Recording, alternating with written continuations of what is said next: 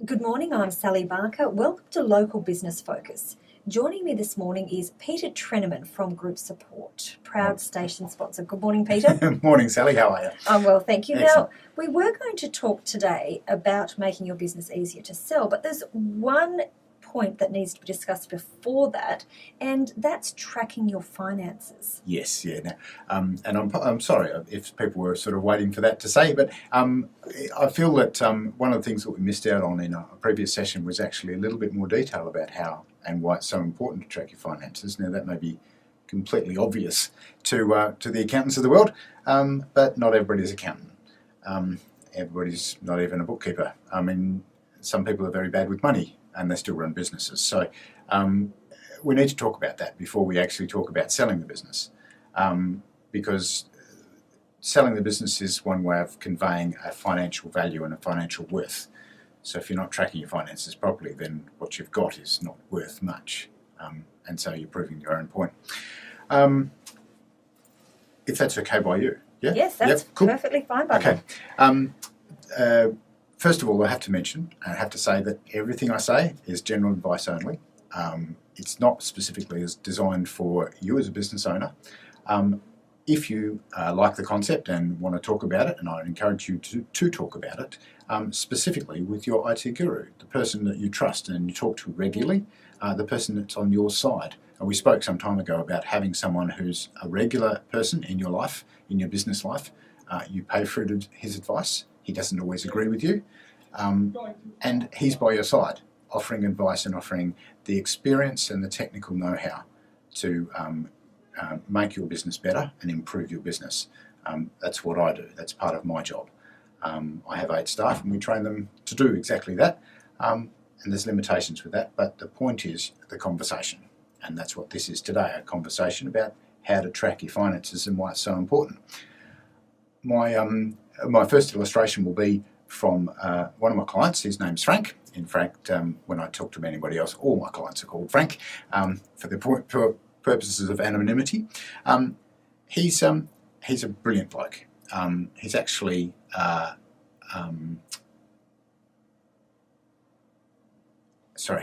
he's actually a one-man band. He's a contractor and he does a lot of work for me. He also sells, I'm also his client as well as him being a contractor, if you understand what I'm saying. So he sells things that pre-made, that he's done, or sells his time, whatever he's doing. So it's a bit of a mix of our relationship, but I've known him for 12, 15 years and he's very reliable at what he does. Not the cheapest, and that's important in business, is that you get someone who you can trust. So he's not the cheapest, but he's always reliable, and when he fixes something, it doesn't break again. So that's always important. So you get good value for money. He's not very keen on paperwork.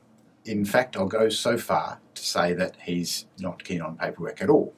I quite often get an email from him on a Monday to say, I've been crying all weekend. He's been sitting behind the computer, slaving away, producing invoices. Now, the average salesperson of the world will go, invoices, great, that's money.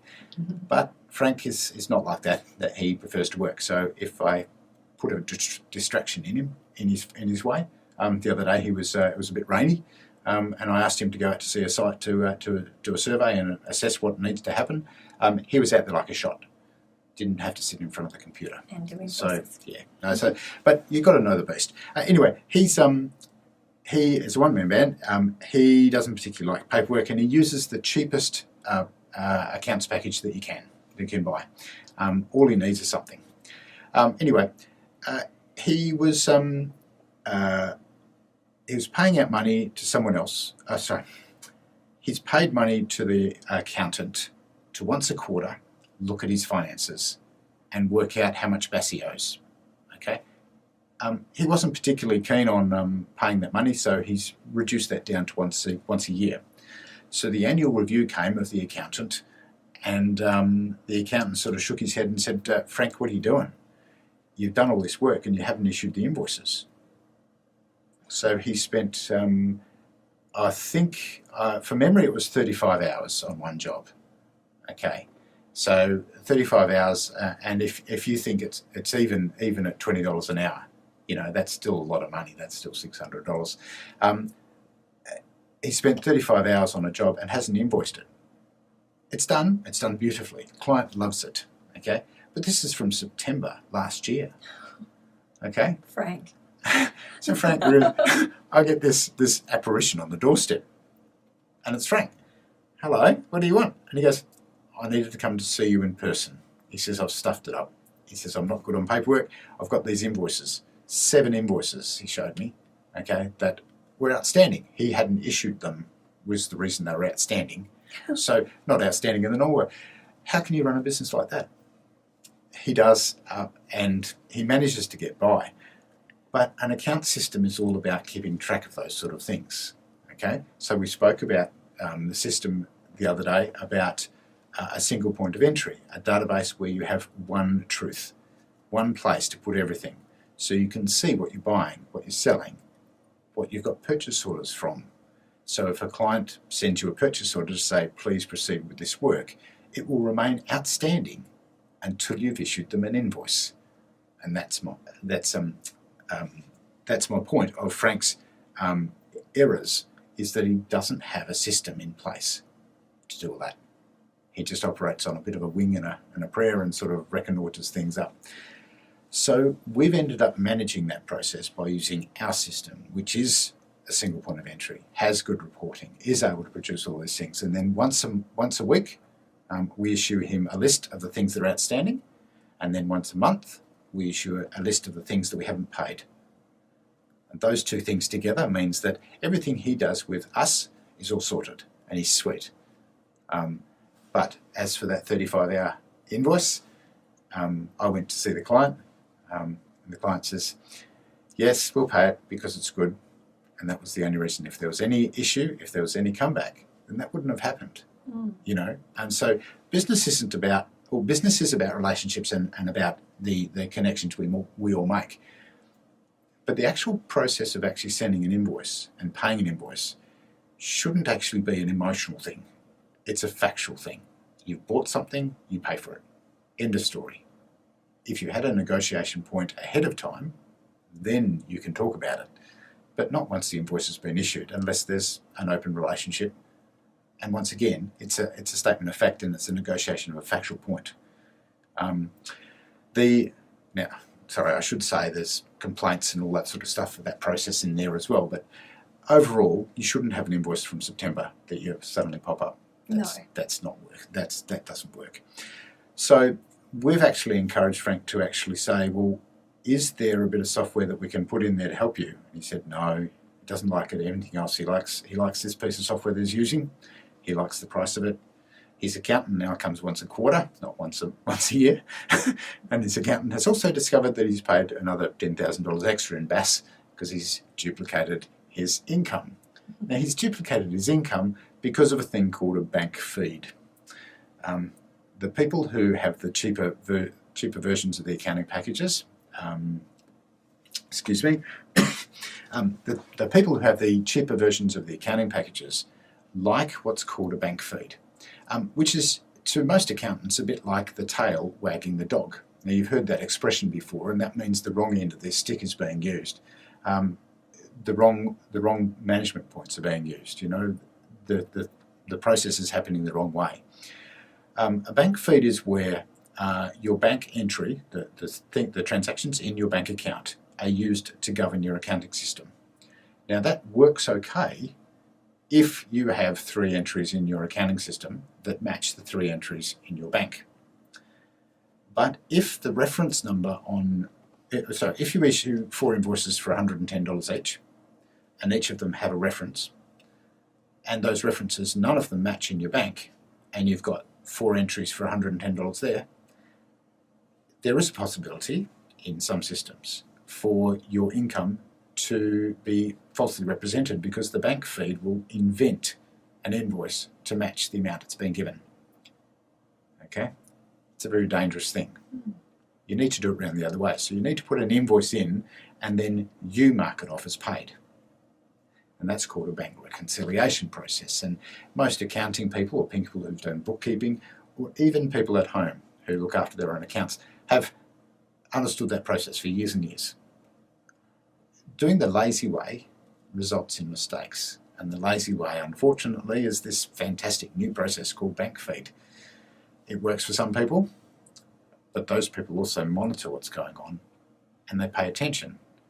But if you don't monitor what's going on and don't pay attention and use this lazy way, then You end up like Frank. you end up with mistakes and problems, and you pay extra, which is what Frank has done. So he's now working through getting money back from the ATO, which is a difficult process in the most part. Oh, that's interesting. He wasn't fined for that. No, he's not fined because it was an honest mistake and his accountant picked it up during a regular process. That's good. Okay, so that's okay. And he's paid more than he needs to, not less. Okay, so the ATO will look at that favourably for the most part. Yes. Yeah, I can't pretend to say anything on behalf of the ATO, but in this case he hasn't been fined. The point is that looking after your finances, in no matter what you're doing, whether it's life or business or whatever, is vitally important.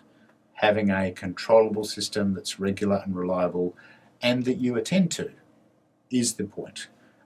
We provide software and services, and every IT person that's reputable should be doing the same. If your IT guru, the person you go to, isn't providing that sort of advice and isn't giving you what you need, then find someone who will, or find someone who is. Now that could be an exclusive person who does with your finance side of things, or it could be someone who manages your entire system. It doesn't really matter as long as the advice you're getting is good. Now I've said it before, generally I encourage people not to listen to advice that's free from family or friends.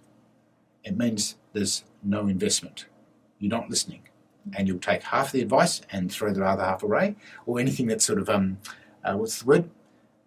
Matches what you like to hear. And anything, and you know, a good consultant won't always agree with you. A good consultant will sometimes argue the point because it's an important point. And I can give you loads of Franks in the world who do that. I do that with. Yeah. So, Well, I mean, and Frank wouldn't be alone in his dislike of, the paperwork and those kinds of things, and not wanting to really get a system in place where it makes it easier for him. So, I mean, it's a really good lesson we can learn from Frank. So we have to thank him for that story because, I mean, it could have gone the other way. He could have underestimated and ended up with a big fine from the ATO. There is another Frank in my life who has simply gone out of business because he didn't invoice. He didn't invoice enough. He didn't invoice his clients properly, and he didn't make any money. And the reason he didn't make any money is because he didn't invoice anybody, not because no one's willing to pay. And that was a sad story and not something I, go on about. But the other Frank, his story is far funnier, far more enjoyable to listen to. Well, it's a nice positive story that things have turned around now. That's right. And he's a nice guy, and I've known him for years, and will continue to know him as long as he wants to do some work for me. Oh, see, that's wonderful. Now, next week we'll be talking about making your business easier to sell. Absolutely, and this time we will. Okay, wonderful. Thank you for joining us this morning on Local Business Focus. Peter Trenaman from Groupsupport, proud station sponsor. Thanks for having me.